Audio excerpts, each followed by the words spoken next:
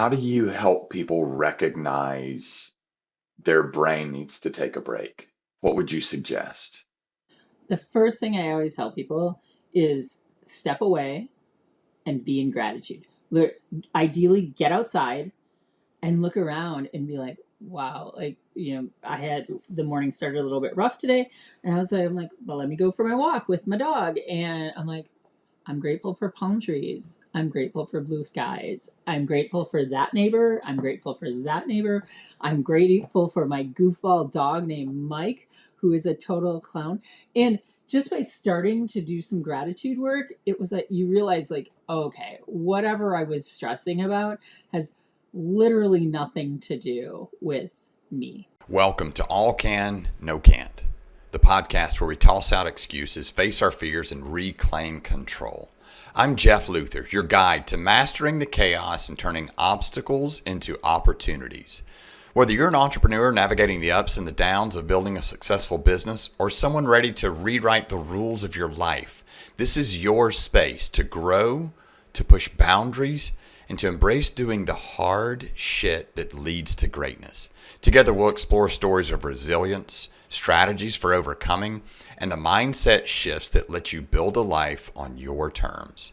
I use my experience with a life-altering diagnosis to help you find the can in every can't. So buckle up, because it's time to stop living in can't and start thriving in all can. You choose. Welcome back to All Can, No Can't. And I am your host, Jeff Luther. This is the podcast where we turn obstacles into opportunities. People who look successful on the outside but are quietly carrying a lot on the inside. We have a lot of entrepreneurs, leaders, parents, builders, survivors. That's a hint. And people who keep moving forward even when their story doesn't go the way they planned. We talk about resilience, fear, control. So my guest today follows that suit. Dr. Michele Kehrer. Michele is a business growth coach and entrepreneur, a 4-time cancer survivor.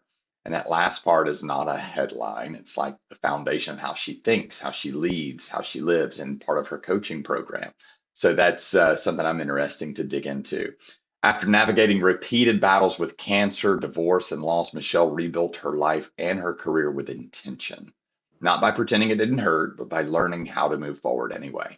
She's the author of her new book, Brave Shift, 30 Mindset Changes to Transform Your Life, where she distills decades of lived experience into practical, courageous mindset shifts that help people stop waiting and start choosing.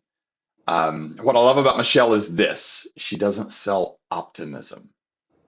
She teaches discernment, the kind that says, this is hard. Yeah, this is hard. Now what? Michele, thank you so much for being here. I appreciate you carving out the time. My pleasure, Jeff. What fun. And I love your message. I love your group. I love, everything you're about, because it's all real.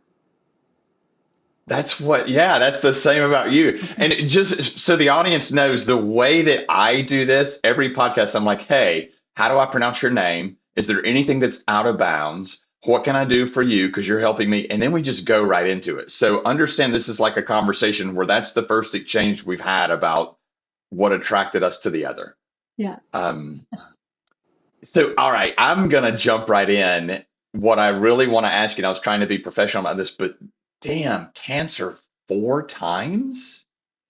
Yeah. First, no need to be professional about it all. It's just life. It's wild. And each one kind of came with its own, like, mind fuck, quite honestly. It's like the only way to describe it. The first one was, I was like, oh my God, divorce and cancer and a year in business, but I'm gonna do it, and I'm gonna be all peppy about it. And I was out in the world, and I was speaking on stages, and I was running around bald because I don't know how to put a wig on. I don't know, it's just insane. So I was like, all right, this is what it looks like. Cancer's not contagious. And got to the other side, and I was like, woohoo.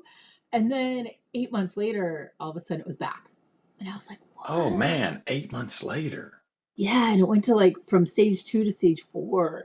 And I mean, I'm a healthy person. At that point, I was running marathons, half marathons, eating healthy, like I was, physical therapist. I was doing all the things Everything that, you're supposed to do. right. And then it was like, well, wait, there was no reason I should have got it the first time, let alone the second. And so that was confusing. And it was the first time in my life I felt like something could be bigger than me. Oh. And I was like, is this take me out? Do I want to be here? Do I not? Like the really big questions that we spend most of our life avoiding, I had to look in the mirror and get real. Yeah. And that stuff I is want to, scary. yeah. What you said, like, I think I've interviewed, I don't know, 10 or 12 people with cancer diagnosis. One was someone that I worked with for 9 years, and she was diagnosed with stage 4, but I've never heard it put. I know the reality. I can get with you. Like I can get where you were when you were thinking this. But when you say something that's bigger than me, help us understand. Yeah. I mean, I always like joked, I'm like, that I never really felt like I was like fully human. Even like right now, like my fiance is like, I think you're like an Avenger or something because you just keep coming back. But I didn't know that level of resilience back then. And when you talked about optimism earlier, I was the quintessential optimist. I used to joke I was rainbow bright with unicorns and rainbows coming out of my butt. Yeah. And I could just like do anything. Like the fastest way to get me to do something is just tell me I couldn't. But this was grounding, humbling, like, wow, could this actually take me out? Am I Yeah. actually human? And, do I get to see next year? Yeah. Wow. So when you look back through that now, what was, and you may not even know this, this is a hard question to answer if I think about it. What was the first mindset shift where you truly changed like how you moved through fear instead of around it? Yeah. I remember I called Johnny Immerman, who runs Immerman Angels or founded Immerman Angels back then. And I had never known anyone to be young and diagnosed with cancer, let alone young and diagnosed with cancer twice. And he created this organization for one-on-one cancer support. Um, and I called him up because I was like, I don't know anyone in the world that could get the, the journey I'm about to walk. And he said something like really fascinating. And I remember I was driving on the on ramp to Lakeshore Drive. I could picture it in my mind like it's happening now. And when I told him, and he's like, Michelle, only the special ones get diagnosed twice. Don't worry. I'm here with you. We're going to get through this. So what did he say about the ones that get diagnosed 4 times? Yes, a different one. God. Like, I don't even know what. I mean, like that one, I'm like, how do you even comprehend that? Which is interesting because I've come to the point where I'm like, I think I just have to coexist with it and not from a place of battle, not from a place of being at war with my body, but how can I create such harmony in my body that my body will just rid itself of this? Mm, yeah. So I'm going to skip around a little bit. You're a business growth coach, right? Like an executive coach, probably. And that does that describe it well? Kind of. I can do that. I've done a lot of executive coaching, and then I've also worked with leadership teams, where Okay. I'll go in and the 3 to 10 people that are running the whole company, and I'll sit with them once a quarter, twice a year, and talk to them. Excuse me, weekly or monthly, just to keep them on track, but help them with goal setting. And I love what you said earlier. We actually talk about what are the obstacles and opportunities that you have in business that you're not capitalizing on or you're not recognizing. And the fun part about that for me is it's just a point of view. An obstacle is exactly the same as an opportunity. Yeah. Yeah. What's the Ryan Holiday book? The Obstacle is the Way, I think. Is that? Yeah. So you work and I'm getting to a point here, but I'm trying to to build on it because I'll jump ahead because I identify with this. So you work with a lot of entrepreneurs, probably Yep. founders. Yeah. Okay. And founders and entrepreneurs, we love control. So let's talk a little bit about control. Um, I mean, you're that same driver, high performer. How did you have to look at control? Did you look at control differently? Did that change through your diagnosis? Absolutely. Absolutely. And I mean, like, when we really sit down and think about control, Jeff, isn't it the biggest lie we tell ourselves? Oh yeah, but we love it.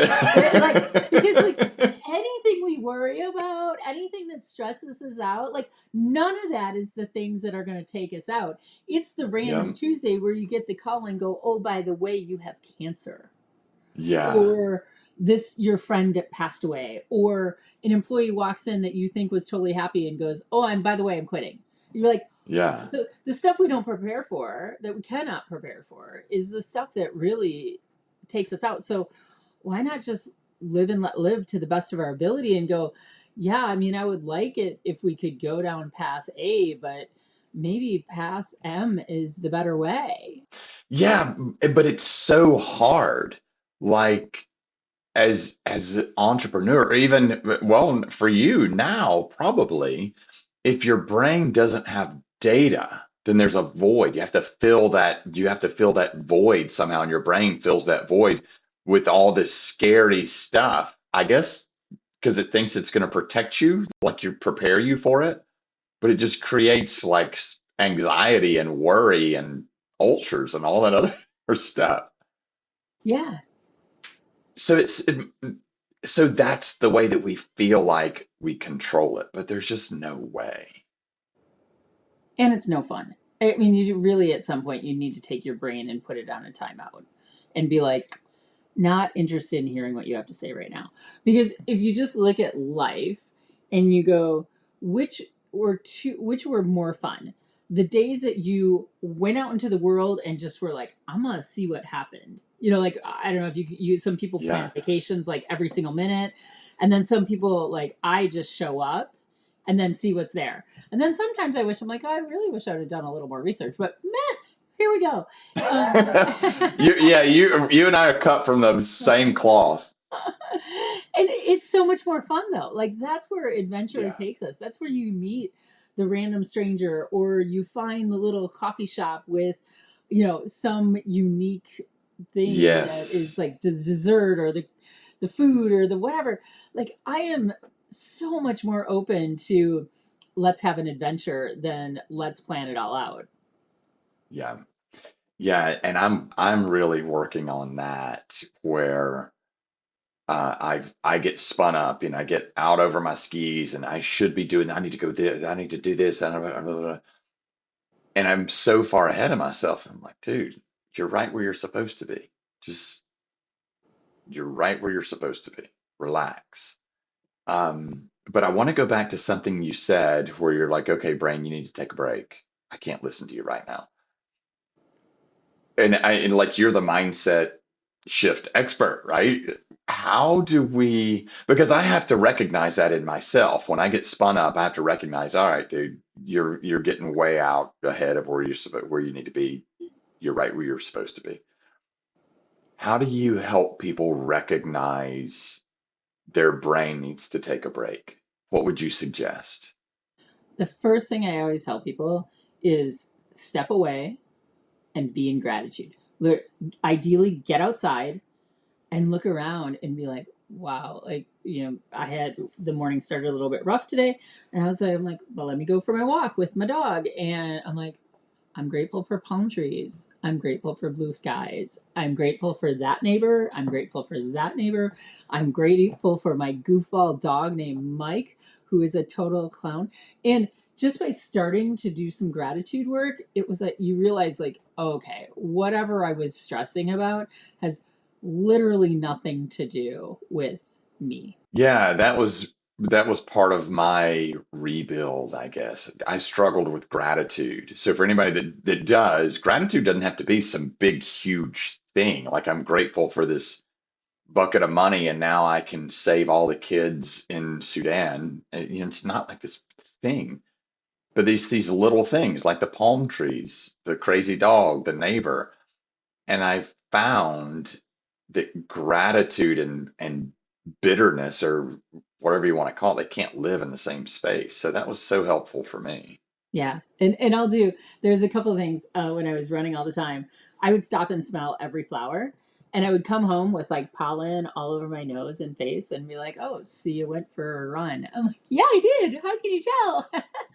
It was like, go look in the Yeah. mirror. And I would just laugh, right? Like just be giggle. And then I would also play a game with myself. So I'd run on the path, a lakefront path in Chicago. And everyone is talking about being in your own head. Like the bigger the city, the more people are in their own head. And I would play this little game where I would say hi to every single person just to see if they would say hi back. As you know, I've been coaching for a little over a year now, and my coach just laid something pretty heavy on me. They've challenged me to have 50 powerful coaching conversations booked within the next 30 days. So if you're feeling stuck or overwhelmed, maybe successful but unfulfilled, or you just need to talk something through with someone that you know will listen, then I would love to have that conversation with you. This is not a tactic. There's no sales pitch. It's just one powerful conversation. This is complimentary to you. So if you want in, send me a message and I'll send you the link.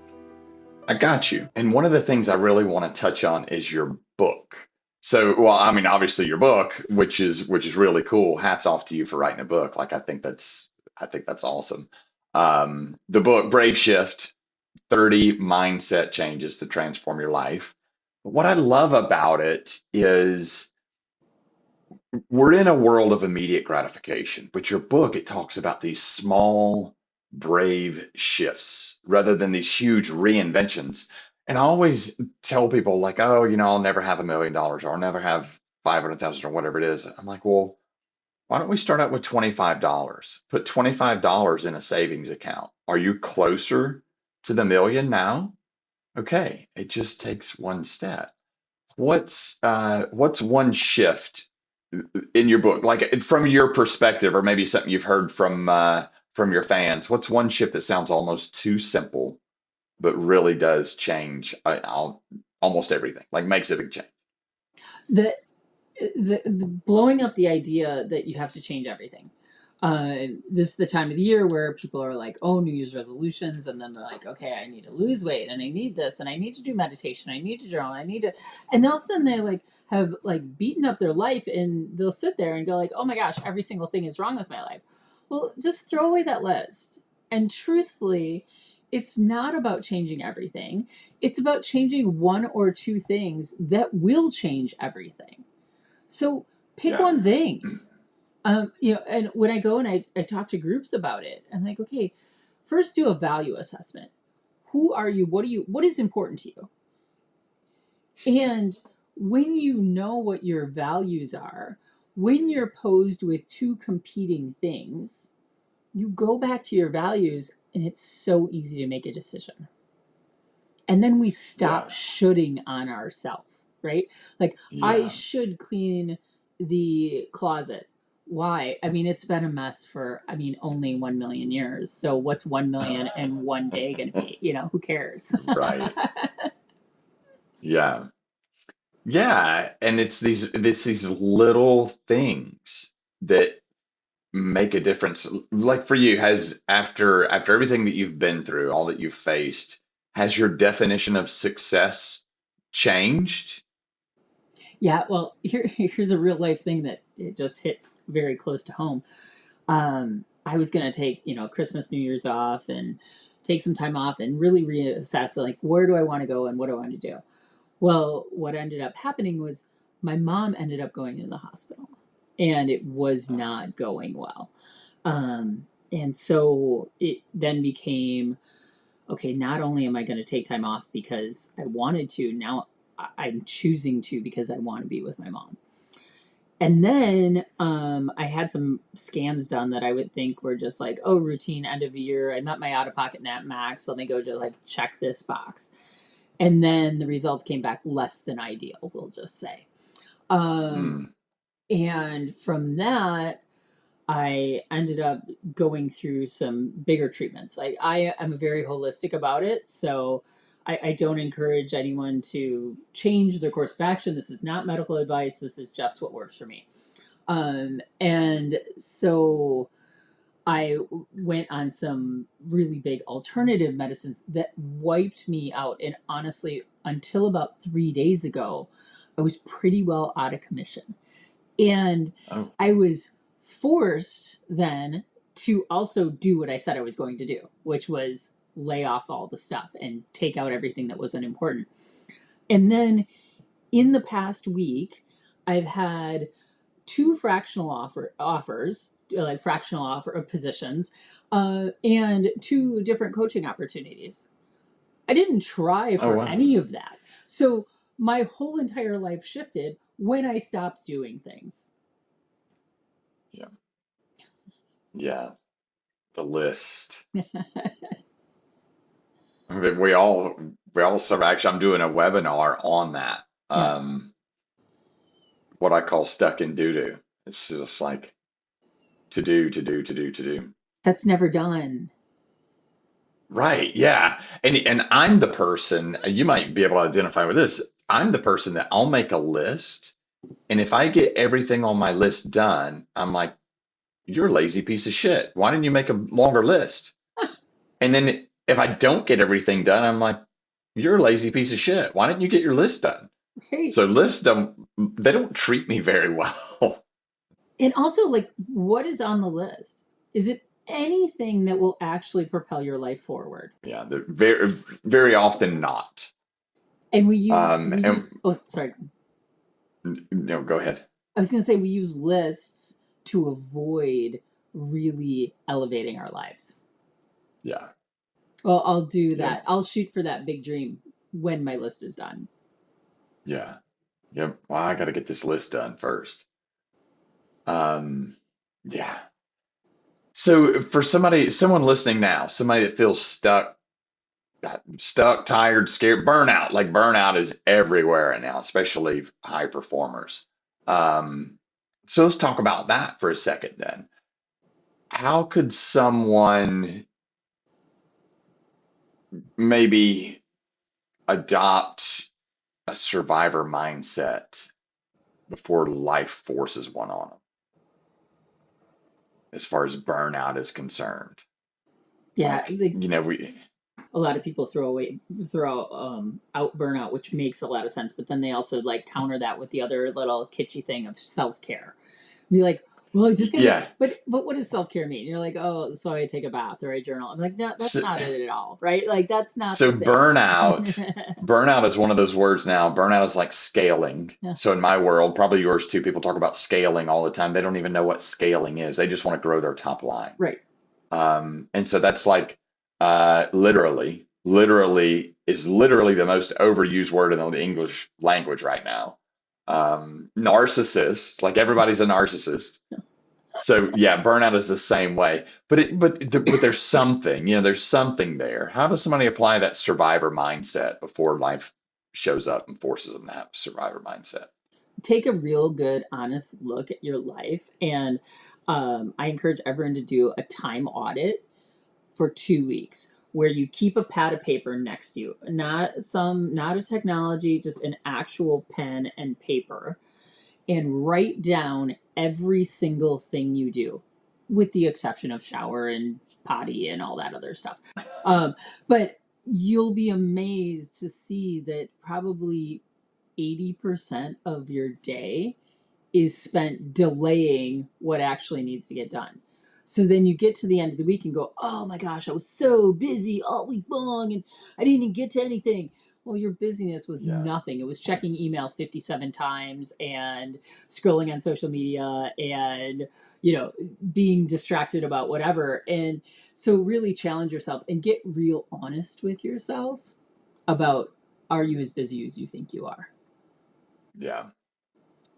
Okay, so for someone that's listening right now, somebody that feels stuck, feels tired, scared to make a move, wants to do the thing, but needs some encouragement, what is one brave action they could take in the next 24 hours, maybe even 12, that actually counts? What's one thing they could do?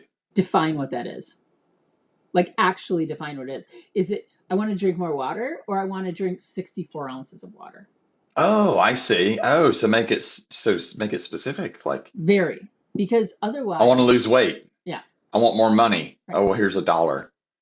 Right. Yeah. Okay. I was walking down the street. I found a penny. I got more money, but is that what you're really shooting for? Yeah. I want to lose, 5 pounds or whatever that is. So then first make it really definable so that black and white, did it happen or not? And then the bigger deal is, why is it important? When you attach action to purpose and then you throw in emotion, you almost certainly do it. So I want to drink more water because I'm having more headaches. And when I'm have more headaches, I am a crabby person to be around and I don't even like being around myself. So I'm going to drink more water to get rid of my headaches so that I'm happy. Now you're probably going to get it done. Right. I'm going to drink those 64 ounces. Yeah. So Michele, conversations like this is exactly why I do this podcast. All can, no can't. This is so fun to me. So tell me, where can people find you? What's the easiest way to get in touch with you? I'm on all the socials and my website, so michelekehrer.com, which is unbelievably hard to spell because I'm Michele with one L. I joke my parents don't stutter. And then Kehrer is Kehrer. And there's a little thing on there where you fill out your information. And Jeff, the most fun thing that has happened since launching my website is people go on and tell me their story. I had this woman that was like, I have been in a miserable relationship for 15 years.